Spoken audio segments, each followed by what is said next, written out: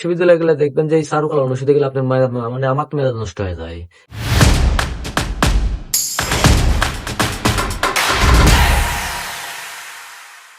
কেন জিপিএ 5 পাওয়া একজন স্টুডেন্ট শুদ্ধভাবে ইংরেজিতে একটা বাক্য গঠন করতে পারে না? শিক্ষায় আমরা শুনতে পাচ্ছি তৃতীয় আরেকটি ভাষা বাধ্যতামূলক করা হয়েছে।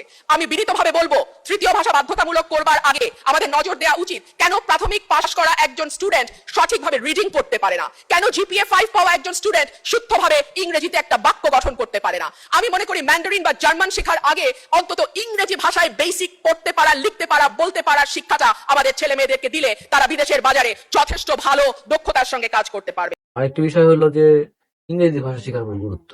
গলার একটু সমস্যা হয়েছে, বেশি কথা বলার কারণে মানে গলাটা একটু ভেঙে গেছে।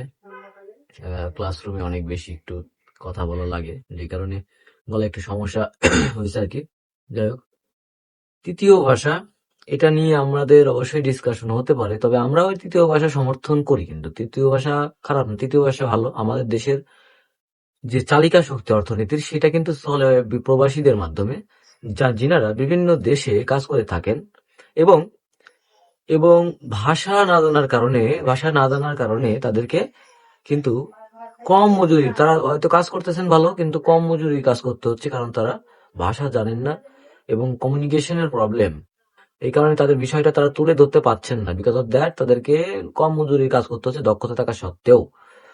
এই ক্ষেত্রে শুধুমাত্র ইংরেজি কিন্তু গ্লোবাল ভাষা নয়, পৃথিবীতে এখন এগিয়ে যাচ্ছে চীনের ভাষা মান্দারিন, এবং বাংলাদেশের অনেক প্রবাসীরা, বেশিরভাগ প্রবাসীরা কিন্তু তাকে মধ্য পাচ্ছে, যাদের ভাষা হলো আরবি।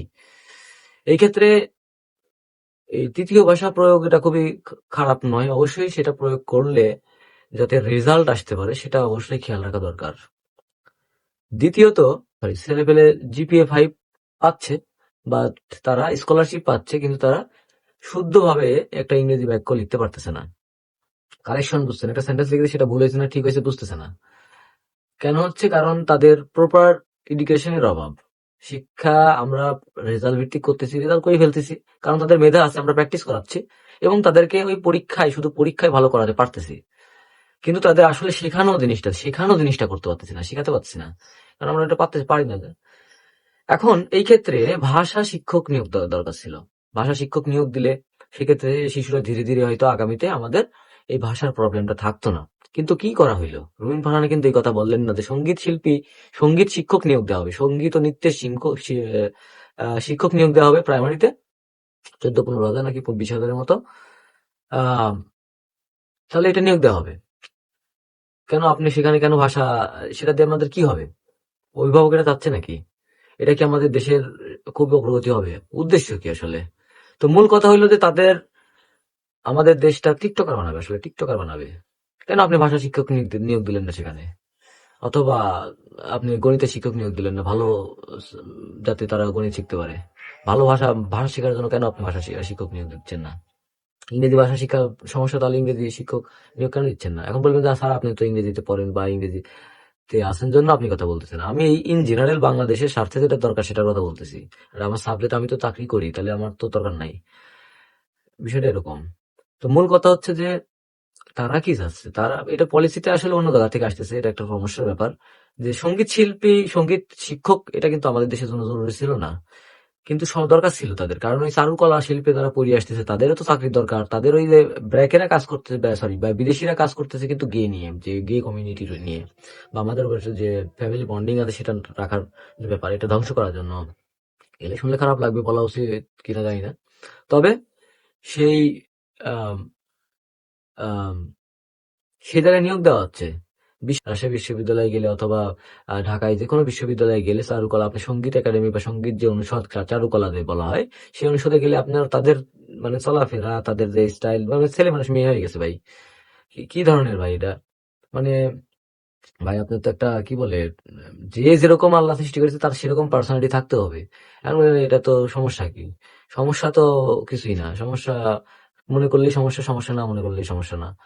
এখন জিনিসটা ওই ইউনিভার্সিটি লেভেল তো হয়েছে সাকসেস, এবং ওই স্টুডেন্ট গুলো তো দরকার, ওই স্টুডেন্ট গুলো চারুকলা অনুষদের কোথায় দরকার? সঙ্গীতে দাও, তাদেরকে একটা কোটা সিস্টেম করে দেওয়া হলো, মানে ওখানে তো আর অন্য কেউ দাঁড়াতে পারবে না। ওখানে তো আপনার সঙ্গীত থেকে বা চারুকলা থেকে আপনাকে আসতে হবে, তখন তো আপনি সঙ্গীত শিক্ষক হতে পারবেন। 20,000 নিয়োগ দেওয়া হলো, তারপরে দেখা গেল আস্তে আস্তে এটার প্রোগ্রেস হতে আছে চারুকলায়। তো এইসব সমস্যা আসলে আমাদের জাতীয়ভাবে অনেক ভাবার ব্যাপার আছে। এটা এমন না যে এটাই করতে হবে। অবশ্যই আমাদের ডিসকাশন করতে হবে একাডেমিশিয়ানদের থেকে অবশ্যই ডিসকাশন নিতে হবে। তবে একাডেমিশিয়ান যারা আছে বেশিরভাগ ক্ষেত্রেই বাংলাদেশের যারা আছে আপামর জনসাধারণের কথা না ভেবেই তারা আবদ্ধ রুমে বসে থেকে দেখা যাচ্ছে যে ওই তাদের যেটা মনে হচ্ছে বিদেশিরা ভালো লাগতেছে, বিদেশিরা কোনটা ভালো বলবে, সঙ্গীত ভালো বলবে, যেগুলা ভালো দরকার মানে ওদের কাছে ভালো হতে হবে। তো রুমিন ফারহানের কথা যৌক্তিকতা আছে যে তৃতীয় ভাষা শেখার আগে ইংরেজি গুরুত্ব দেওয়া এটা একটা গুরুত্বপূর্ণ কথা, কিন্তু তৃতীয় ভাষা ফেলে দেওয়ার কথা নয়। কিন্তু সামনে কিন্তু চীনের ভাষাটা গুরুত্বপূর্ণ হয়ে উঠে আসছে, কারণ চীন কিন্তু বিশ্ববাজারে 1 নম্বর অর্থনীতির দেশ। এবং দ্বিতীয় কথা হলো যে খারাপ লাগলো যে তিনি কেন সঙ্গীত শিল্পীর কথা বললেন না, এটা একটা ব্যাপার। তো দেখা যাক সামনে কি হয়। আম, আমরা আশা করি যে ভবিষ্যতে বাংলাদেশ এগিয়ে যাবে এরকম ধরনের সিদ্ধান্ত নেওয়া দরকার, এবং কোনো সঙ্গীত হোক বা সাব বিষয় হোক সেটা যোগ করলে যাতে বাংলাদেশের স্বার্থ বিবেচনা রেখে সেটা করা হয়। কারণ দেখা যায় যে একটা শিক্ষার জন্য একটা বরাদ্দ করা হয়, মূল যে জায়গাটা করা হয় যে বরাদ্দ দেওয়া হয় যাতে টাকা পয়সা মেরে খাওয়া যায়। এসব জায়গা থেকে বেরোতে না পারলে কেনাকাটার বাজেট করা হয়, এসব জায়গা থেকে না বেরোতে পারলে সেই শিক্ষা সেক্টর কোনোদিনও এগোতে পারবে না। সবাই ভালো থাকবেন, সুস্থ থাকবেন। আল্লাহ হাফেজ।